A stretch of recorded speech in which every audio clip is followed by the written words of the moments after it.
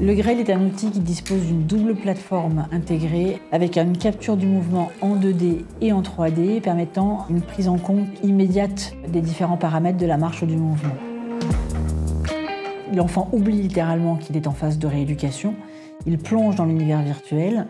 En temps réel, il peut monter, descendre, se retrouver dans un environnement qui est adapté à ce en quoi il croit, puisqu'on peut varier l'environnement numérique et être à la fois dans quelque chose qui soit la mer, l'eau, l'espace. Dans le même temps, les données sont enregistrées et donc il peut voir derrière ce qu'il a réellement réalisé et prendre conscience qu'il peut faire parfois beaucoup plus que ce qu'il se serait cru capable de faire. 75%, pas mal. Ouais. Bravo.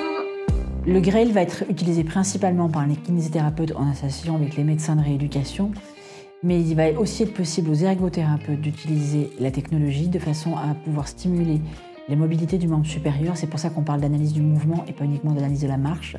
On peut aussi travailler l'attention.